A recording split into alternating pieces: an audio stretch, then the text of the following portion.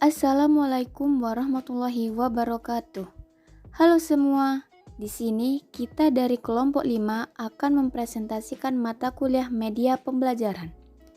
Sebelumnya, saya akan memperkenalkan rekan-rekan saya terlebih dahulu. Yang pertama, ada Saudari Kirani Lestari dengan NIM akhir 219 sebagai penyaji pertama. Yang kedua, ada saya Kamelia Rahmah dengan NIM akhir 232 sebagai penyaji kedua. Yang ketiga ada Saudari Wulandari dengan NIM akhir 237 sebagai penyaji ketiga. Yang keempat ada Saudari Anissa Az-Zuhra dengan NIM akhir 243 sebagai penyaji keempat. Dan yang terakhir ada Saudara Mohrifki Ayatullah dengan NIM akhir 246 sebagai penyaji kelima. Di sini materi yang akan kita bahas yaitu pengembangan media pembelajaran. Pertama-tama kita harus mengetahui definisi dari pengembangan. Nah, pengembangan berarti proses, cara, atau perbuatan. Dan secara istilah, pengembangan merupakan suatu proses yang dipakai untuk mengembangkan dan memvalidasi produk pendidikan, baik berupa proses, produk, dan rancangan. Untuk pengertian media, media merupakan sesuatu yang bersifat menyalurkan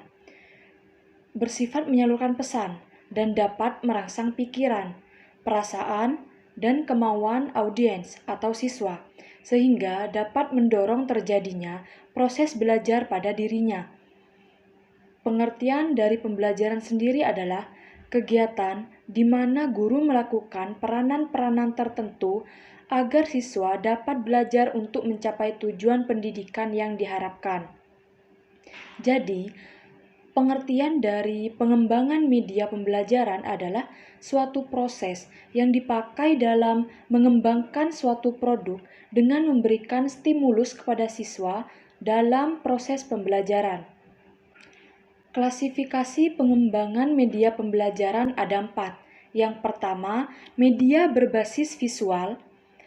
Visualisasi peran, informasi, atau konsep yang ingin disampaikan kepada siswa dapat dikembangkan dalam berbagai bentuk, seperti foto, gambar, sketsa, grafik, bagan, chart, dan gabungan dari 2 bentuk atau lebih. Yang kedua, ada media audiovisual. Nah, media audiovisual ini merupakan bentuk media pembelajaran yang murah dan terjangkau. Sekali kita membeli TIF yang peralatan murah dan terjangkau, hampir tidak perlu lagi biaya tambahan, karena TIF dapat dihapus setelah digunakan dan pesan baru dapat diterima kembali. Yang ketiga ada media berbasis komputer. Pada tahun-tahun belakangan, komputer mendapatkan perhatian besar karena kemampuannya yang dapat digunakan dalam bidang pekerjaan atau kegiatan pembelajaran. Ditambah dengan teknologi jaringan dan internet, komputer seakan menjadi primadona dalam kegiatan pembelajaran. Yang keempat, ada media pembelajaran edutainment. Media pembelajaran yang sekiranya sesuai dengan era teknologi informasi adalah media berbasis edutainment yang menggabungkan prinsip hiburan dengan pendidikan. Harapannya, dengan adanya unsur hiburan, media berbasis edutainment akan lebih disukai siswa dibandingkan software pembelajaran biasa. Terdapat unsur-unsur dalam media visual yang harus dipertimbangkan. Yang pertama ada kesederhanaan. Secara umum, kesederhanaan itu mengacu pada jumlah elemen yang terkandung dalam suatu visualisasi. Jumlah elemen yang lebih sedikit memudahkan siswa menangkap dan memahami pesan yang disajikan visual itu. Pesan atau informasi teks yang menyertai bahan visual menggunakan kata harus dengan huruf yang mudah dipahami. Yang kedua adalah keterpaduan. Keterpaduan mengacu pada hubungan yang terdapat di antara elemen-elemen visual. Ketika diamati, akan berfungsi secara bersama-sama. Elemen-elemen itu harus saling terkait dan menyatu sebagai suatu keseluruhan. Yang ketiga ada penekanan. Meskipun penyajian visual dirancang sederhana, namun seringkali konsep yang ingin disajikan memerlukan penekanan terhadap salah satu unsur yang akan menjadi pusat perhatian siswa dengan menggunakan ukuran, hubungan-hubungan perspektif, warna, atau ruang. Penekanan dapat diberikan kepada unsur terpenting. Yang keempat, ada keseimbangan. Bentuk atau pola yang dipilih sebaiknya menempati ruang penayangan yang memberikan persepsi keseimbangan meskipun tidak seluruhnya simetris. Yang kelima ada bentuk. Bentuk yang aneh atau asing bagi siswa dapat membangkitkan minat dan perhatian. Oleh karena itu, pemilihan bentuk sebagai unsur visual dalam penyajian pesan, informasi, atau isi pelajaran perlu diperhatikan. Selanjutnya yang keenam ada garis. Garis digunakan untuk menghubungkan unsur-unsur sehingga dapat menuntun perhatian siswa untuk mempelajari suatu urutan-urutan khusus. Yang ketujuh ada tekstur. Tekstur adalah unsur visual yang dapat menimbulkan kesan kasar atau halus. Tekstur dapat digunakan untuk penekanan suatu unsur seperti halnya warna. Dan yang terakhir, yang kedelapan adalah warna. Warna digunakan untuk memberikan kesan pemisahan atau penekanan atau untuk membangun keterpaduan. Baik, di sini saya akan menjelaskan tentang media berbasis audiovisual dan media berbasis komputer. Nah, yang pertama yaitu media berbasis audiovisual. Apa sih audiovisual itu? Audiovisual adalah sejumlah peralatan yang dipakai oleh para guru dalam menyampaikan konsep, gagasan, dan pengalaman yang ditangkap oleh indera pandang dan pendengar. Media audiovisual merupakan bentuk media pembelajaran yang murah dan terjangkau. Nah, jenis media ini mempunyai kemampuan yang lebih baik karena meliputi kedua jenis media, yaitu media audio dan media visual. Berikut adalah manfaat dari materi berbasis audiovisual. Yang pertama, yaitu mengembangkan keterampilan mendengarkan dan mengevaluasi apa yang telah didengar. Mendengarkan merupakan proses intelektual dan emosional. Dengan proses itu, orang dapat mengumpulkan dan mengintegrasi antara input fisik, emosional, dan intelektual dari orang lain dan berusaha menangkap pesan serta maknanya. Siswa juga diharapkan dapat mengembangkan keterampilan mendengarkan dan mengevaluasi pembelajaran yang diberikan oleh guru melalui pembahasan berbasis media audiovisual ini. Yang kedua, mempersiapkan diskusi dengan mengungkapkan pendapat-pendapat para ahli. Di sini, siswa dapat berdiskusi dengan teman sekelasnya atau berkelompok dengan mengungkapkan pendapat dari para ahli yang akan dipandu oleh gurunya. Dengan begitu, siswa mengetahui penjelasan-penjelasan yang dikemukakan oleh beberapa para ahli. Yang ketiga, yaitu menjadikan model yang akan ditiru oleh siswa. Nah, membuat sebuah model pembelajaran berbasis audiovisual yang menjelaskan tentang hal-hal yang berkaitan dengan pembelajaran yang kemudian akan dijadikan contoh untuk ditiru oleh siswanya. Contohnya seperti, siswa dapat belajar menggunakan video. Dari situ, siswa jadi lebih mudah untuk memahami pembelajaran dengan adanya bantuan dari audiovisual tersebut.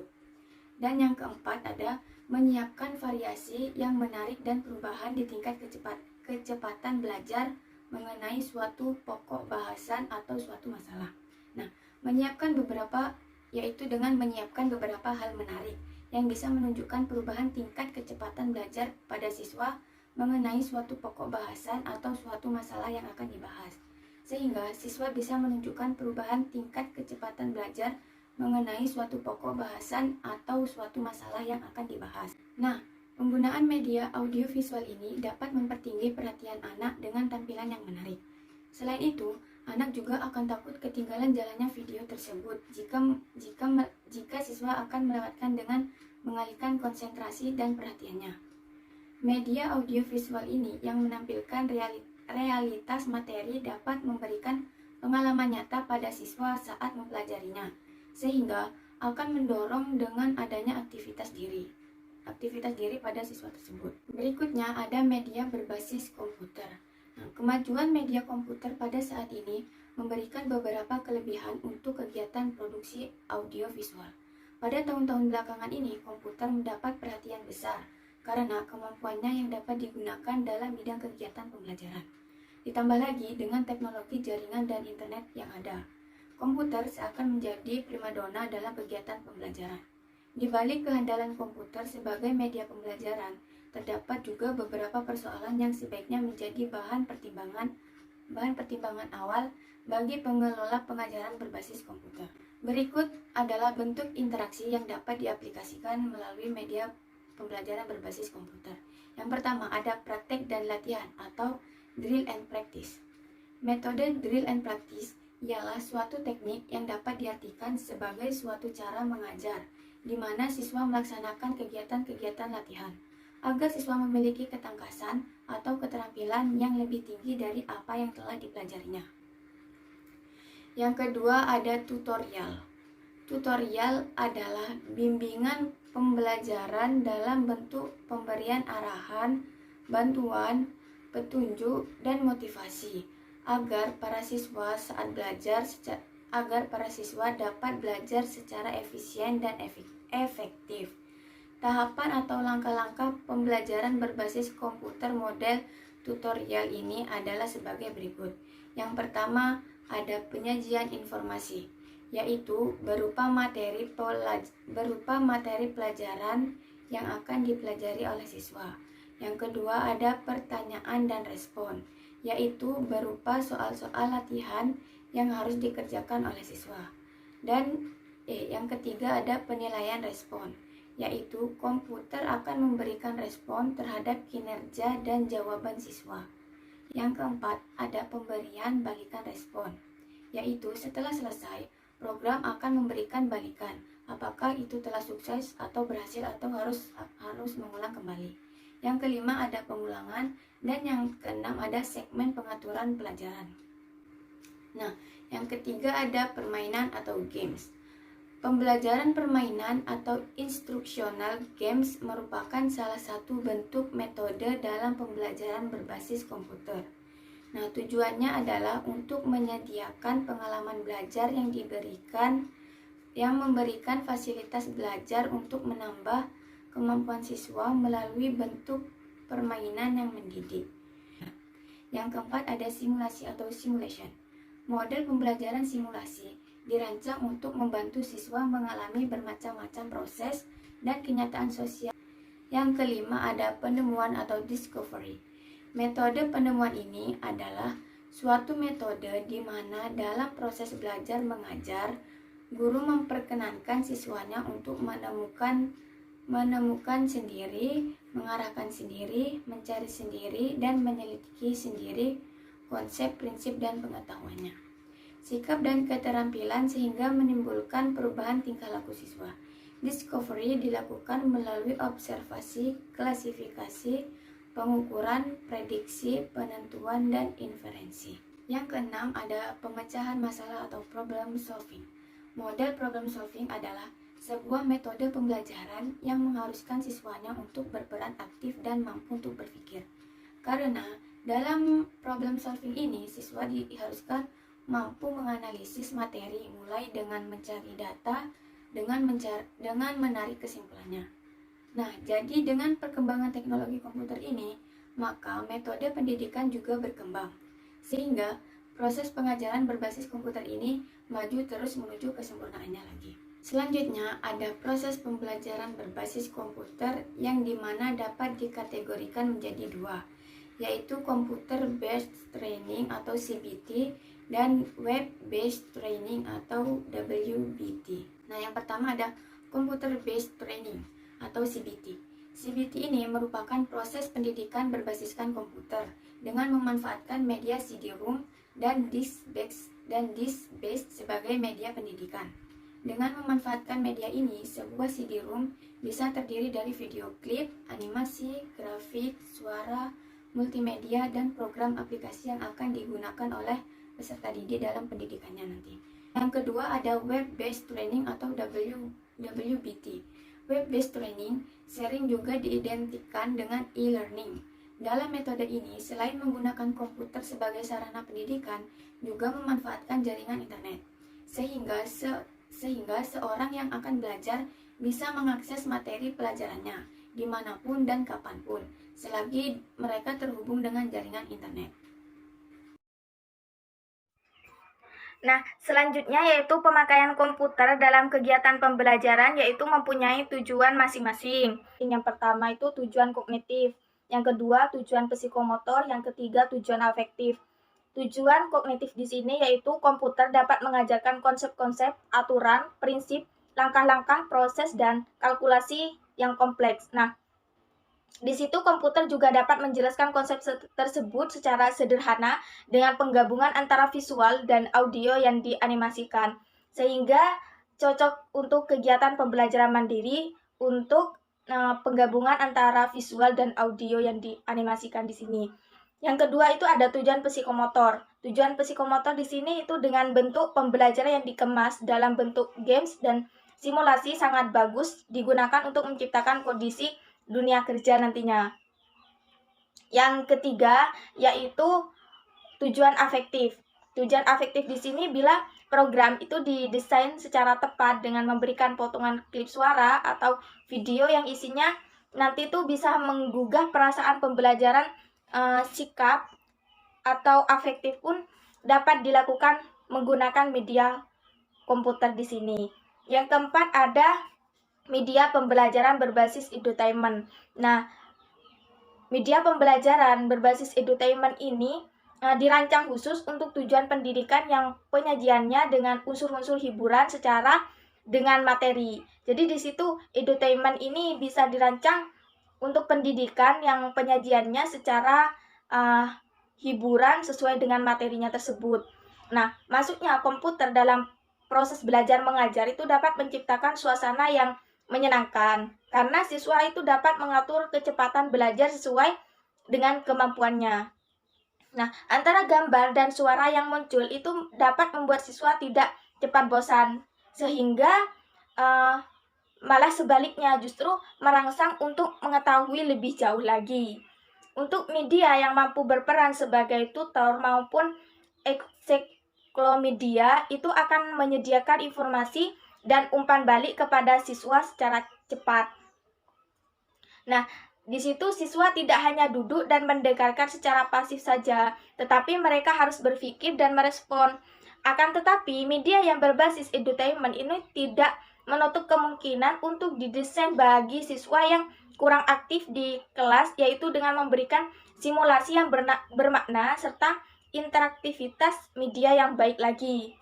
Nah, dalam pengembangannya, media yang berbasis edutainment ini diharapkan sesuai dengan karakteristik siswa, seperti tingkat kepandaian, kematangan, serta penguasaan materi prasyarat sehingga mampu mengantarkan siswa untuk menguasai kompetensi-kompetensi dasarnya. Nah, untuk media berbasis edutainment yang dibuat untuk mampu meningkatkan kemampuan siswa belajar mandiri dan memecahkan masalah. Nah, di dalam penggunaan media ini, itu siswa dapat menentukan sendiri apa yang hendak dilakukan. Dengan demikian, siswa akan belajar menganalisis, melihat permasalahan dan menemukan alternatif yang merupakan langkah pemecahan masalah untuk adanya pengambilan tindak lanjutnya. Nah, di situ kemampuan siswa dalam memecahkan masalah akan lebih meningkat lagi. Terus yang selanjutnya ada model pengembangan media.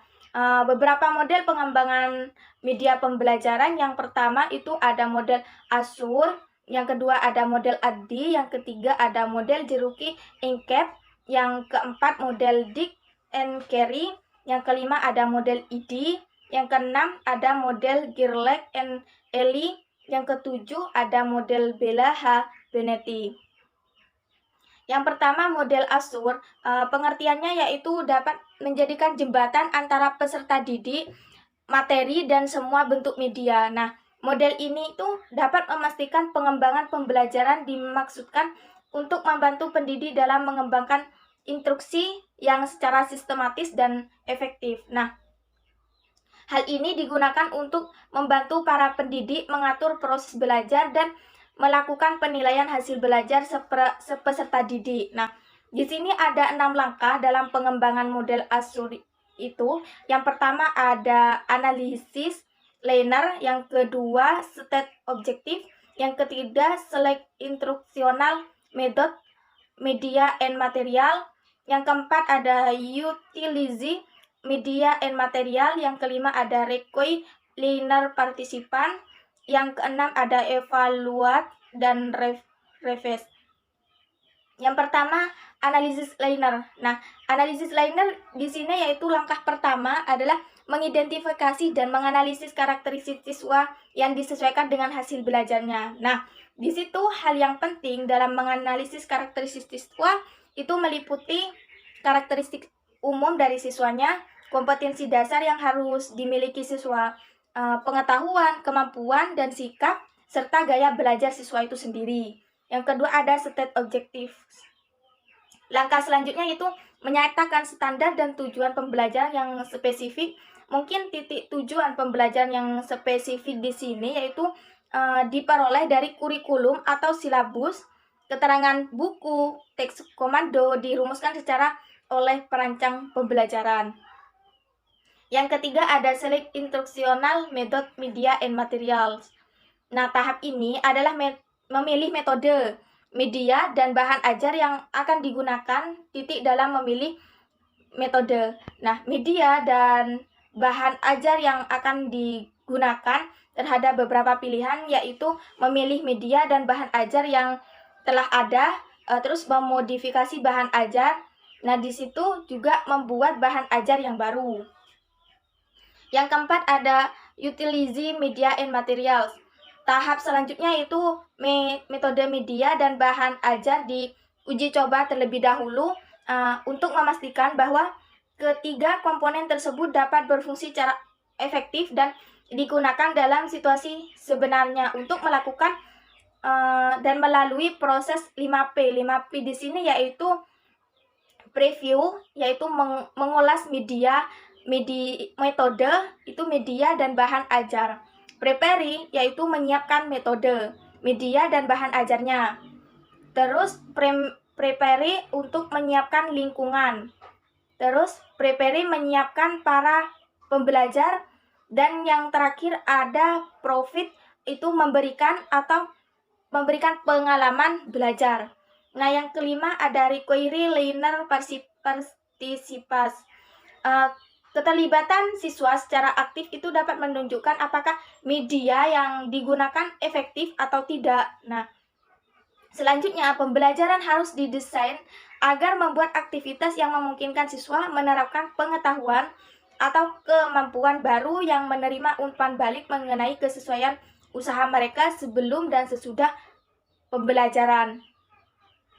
Yang keenam ada evaluate and revise. Nah, tahap terakhir ini yaitu tahap evaluasi dilakukan untuk menilai efektivitas pembelajaran dan hasil belajar siswa. Nah, proses evaluasi ini bisa dilakukan untuk memperoleh gambaran yang lengkap tentang kualitas sebuah pembelajaran. Nah,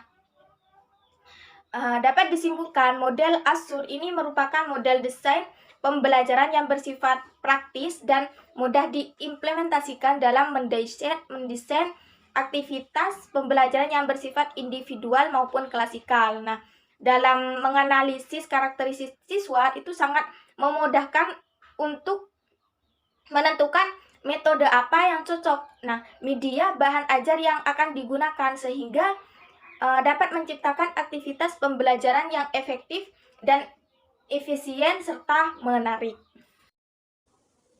Model pengembangan media pembelajaran yang kedua yaitu model ADDIE. Model ini muncul pada tahun 1990-an yang dikembangkan oleh Reiser dan Molenda. Nah, salah satu fungsinya yaitu sebagai pedoman dalam membangun perangkat dan instruktur program pelatihan yang efektif, dinamis, dan mendukung kinerja pelatihan itu sendiri. Ada 5 tahapan di dalam model ADDIE ini. Yang pertama yaitu analyze. yang berarti kita menganalisis kebutuhan pembelajaran.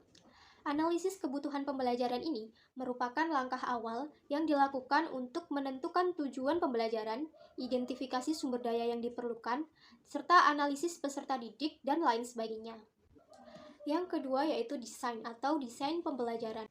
Desain ini dilakukan untuk menentukan pengalaman belajar siswa selama mengikuti aktivitas pembelajaran.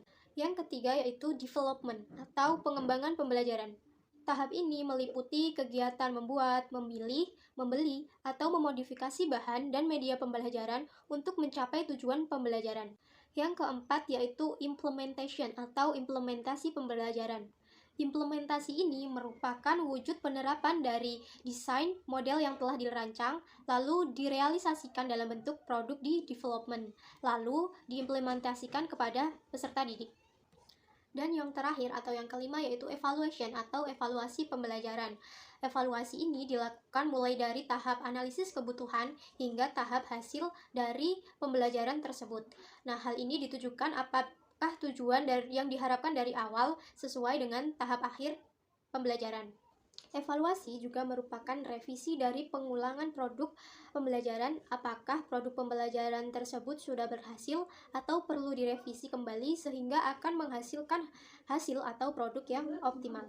Model pengembangan yang ketiga yaitu model CAM. Model desain pembelajaran ini dikemukakan oleh Gerald A. Camp dan kawan-kawannya. Model ini berbentuk lingkaran atau cycle yang menunjukkan adanya proses kontinu dalam menerapkan desain sistem pembelajaran. Di dalam model ini terdapat 8 langkah penting yang meliputi yang pertama yaitu menentukan tujuan secara umum yang ingin dicapai dalam proses pembelajaran. Yang kedua yaitu membuat analisis tentang karakteristik peserta didik. Hal ini dimaksudkan untuk mengetahui latar belakang pendidikan dan sosial budaya peserta didik dalam mengikuti pembelajaran, serta mencari langkah-langkah yang perlu diambil. Yang ketiga yaitu menentukan tujuan instruksional secara spesifik, operasional, dan terukur. Dalam hal ini, guru dapat menyusun terhadap pemilihan materi atau bahan ajar yang sesuai. Yang keempat yaitu menentukan materi atau bahan ajar yang sesuai dengan tujuan instruksional khusus yang telah ditentukan. Yang kelima yaitu guru melakukan tes awal pada siswa. Hal ini bertujuan untuk mengukur pengetahuan atau tingkat kemampuan awal pada siswa terhadap pelaksanaan proses belajar mengajar yang akan dilakukan. Dengan demikian, guru dapat mengetahui lebih awal kemampuan siswa tersebut. Yang keenam yaitu pemilihan strategi belajar mengajar, sumber belajar, dan media pembelajaran yang tepat, efisien, ekonomis, praktis, dan mudah didapat di sekitar.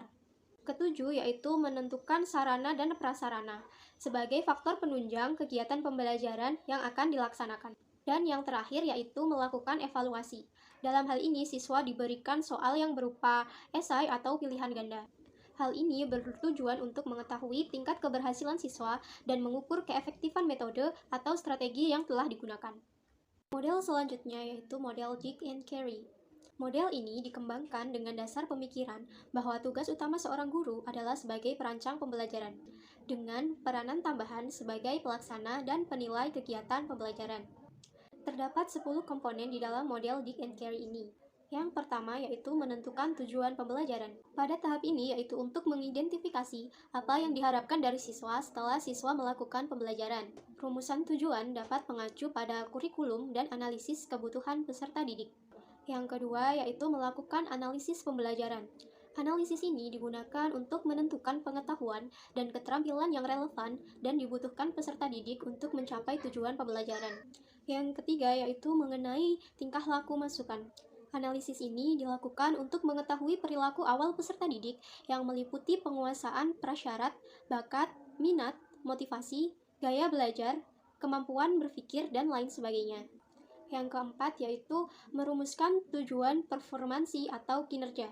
Menuliskan tujuan pembelajaran berarti menuliskan apa yang harus dikerjakan siswa dan kriteria yang digunakan untuk dikerjakan siswa sehingga tujuan pembelajaran dapat tercapai dengan baik.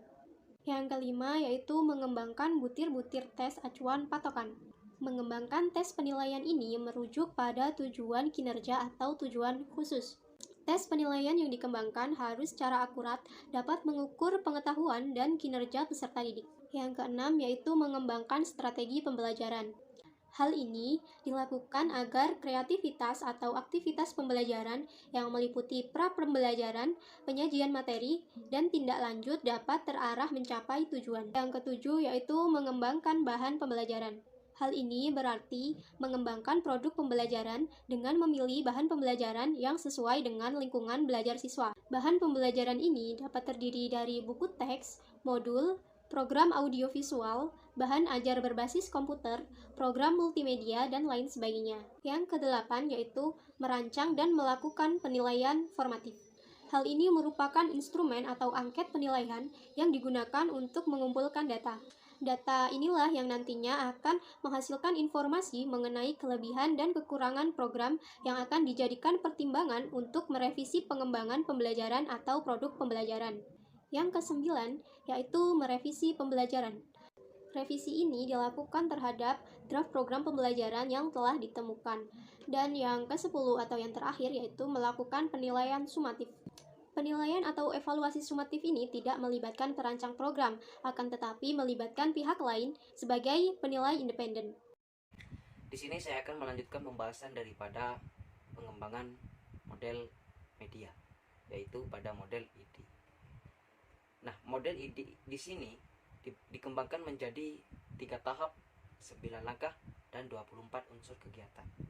Langkah pertama yang dilakukan dalam model ini yaitu dengan mengadakan penilaian kebutuhan. Ingat bahwa kebutuhan itu selalu banyak dan ada kalanya selalu saling bertentangan. Maka kegiatan berikutnya adalah menentukan prioritas kebutuhan tersebut. Kegiatan lanjutan adalah perumusan masalah yang akan dipecahkan dan dinyatakan dalam bentuk perumusan yang dapat diukur. Kemudian, di langkah yang kedua yaitu analisis letter. Dilakukan dengan mengumpulkan data tentang karakteristik sasaran, kondisi di mana kegiatan akan berlangsung, dengan hambatan-hambatan yang ada, serta sumber-sumber yang tersedia dan diperlukan, baik sumber berupa manusia yang berupa fasilitas lain seperti itu. Selanjutnya yaitu pengorganisasian regu pengembangan, yaitu pada langkah yang ketiga. Langkah ini merupakan langkah unik dibandingkan dengan model lain, karena para pencipta model berpendapat bahwa usaha pengembangan tidak akan berhasil bila tidak dikelola dengan baik dan mantap. Usaha pengelolaan ini meliputi perencanaan, pengorganisasian, pengkoordinasian, dan sebuah pengawasan. Nah, dalam langkah ini dilakukan perumusan tugas dan kemudian pembagian tugas itu kepada masing-masing anggota regu seperti itu. Selanjutnya yaitu tahap kedua, diawali perumusan tujuan akhir yang perilaku harus dikuasai si pembelajar, dan tujuan yang merupakan rumusan kegiatan, perbuatan, dan aktivitas yang harus dilakukan si belajar agar dapat dicapai tujuan yang dikehendaki. Langkah ini dilanjutkan dengan spesifikasi metode yang merupakan langkah kelima. Dalam langkah ini diperlukan strategi belajar yang bagaimana yang harus ditempuh, teknik pembelajaran apa yang harus dilakukan seperti itu. Model ini tidak menentukan suatu macam cara untuk melakukan langkah kelima, bahkan menyarankan dipakainya berbagai macam cara yang diketahui oleh perancang atau pengembang. Langkah keenam berupa perbuatan prototip yang meliputi unit instruksional, petunjuk untuk mengajar, pengelolaan kegiatan, serta bahan-bahan untuk mengevaluasi. Langkah ketujuh atau langkah pertama dalam tahap ketiga yaitu merupakan uji coba prototip. Langkah ini disebut juga sebagai kegiatan evaluasi formatif. Langkah ini dilanjutkan dengan menganalisis hasil pengetesan dengan memperhatikan pencapaian sebuah pembelajaran, efektivitas serta bukti habilitas metode pembelajaran ini, serta kesesuaian teknik mengevaluasi. Langkah ke-9 atau terakhir adalah mengkaji ulang bila data yang diperoleh masih belum memuaskan atau belum menerapkan hasil pengembangan yang berhasilnya baik. Pengkajian kembali dapat dilakukan secara menyeluruh ataupun diulang kembali dari awal seperti itu. Namun dapat juga dilakukan pada tahap atau tiap langkah. Baik, selanjutnya adalah model Gerlach dan Ellie. Pada model di sini, langkah berikutnya adalah mengetahui kemampuan awal siswa yang dapat dilakukan dengan melalui tes tulis, tanya jawab, catatan anekdotis, atau berbagai cara percobaan lainnya. Langkah ini merupakan langkah tersendiri yang terpisah, sedangkan langkah selanjutnya merupakan gabungan 5 langkah yang berlangsung serentak dan saling berinteraksi. Yang pertama ada merumuskan tujuan. Di langkah pertama ada merumuskan tujuan. Yang di langkah kedua yaitu menentukan kemampuan awal. Di langkah yang ketiga menentukan isi materi. Dan di langkah yang keempat menentukan teknik dan strategi. Yang kelima yaitu pengelompokan belajar. Di langkah yang keenam yaitu menentukan waktu dan menentukan waktu-waktu. Yang ketujuh menentukan ruang. Yang kedelapan menentukan memilih media. Yang kesembilan mengevaluasi hasil belajar. Yang terakhir yaitu menganalisis umpan balik. Nah, pada model Gerlach dan Ellie di sini memang kelihatan sederhana ya. Dan oleh karena itu menarik bagi para pengajar, namun justru hal itu mengandung bahaya bagi para pengajar. Merasa bahwa pendekatan sistematik dalam pembelajaran telah dilaksanakan meskipun secara tersirat. Oleh karena itu enggan untuk melaksanakan perubahan lain. Selanjutnya yaitu pada model Bella Benetti. Pada pengembangan sistem instruksional di sini pada model ini dikembangkan dalam 6 langkah. Yang pertama ada merumuskan tujuan. Langkah pertama ini merupakan suatu pernyataan apa yang kita harapkan dari mahasiswa untuk dikerjakan, diketahui dan dirasakan sebagai hasil dan pengalaman belajarnya. Yang kedua ada mengembangkan tes. Dalam langkah ini dikembangkan suatu tes yang didasarkan atau atas tujuan yang diinginkan dan digunakan untuk mengetahui kemampuan yang diharapkan dicapai sebagai hasil pengalaman belajarnya. Selanjutnya yaitu menganalisis kegiatan belajar. Nah, dalam langkah ini dirumuskan apa yang harus dipelajari sehingga dapat menunjukkan tingkah laku seperti apa yang digambarkan dalam tujuan yang telah dirumuskan dalam kegiatan ini. Kemampuan awal siswa juga harus dianalisis atau dinilai karena mereka tidak perlu mempelajari apa yang telah mereka ketahui atau mereka kuasai. Yang keempat ada mendesain sistem pembelajaran. Setelah itu perlu dipertimbangkan alternatif dan identifikasi apa yang harus dikerjakan untuk menjamin bahwa mahasiswa akan menguasai kegiatan-kegiatan yang sudah dianalisis pada langkah ketiga ini. Selanjutnya yaitu melaksanakan kegiatan dan mengetes hasil. Dalam langkah ini sistem yang harus didesain sekarang dapat dicobakan atau dites dan dilaksanakan apa yang dapat dilaksanakan atau dikerjakan mahasiswa sebagai hasil implementasi sistem. Harus dinilai agar dapat diketahui seberapa jauh mereka telah menunjukkan tingkah laku seperti yang dimaksudkan dalam rumusan tujuan itu sendiri. Yang terakhir yaitu mengadakan perbaikan atau revisi. Hasil yang diperoleh dari mengevaluasi kemudian merupakan umpan balik atau disebut juga dengan feedback untuk keseluruhan sistem, sehingga perubahan-perubahan jika diperlukan dapat dilakukan untuk memperbaiki sistem pembelajaran. Terima kasih. Mungkin hanya itu sedikit bisa menjelaskan. Kurang lebihnya mohon maaf. Allahumma muwaffiq ila aqwamit thoriq. Assalamualaikum warahmatullahi wabarakatuh. Terima kasih.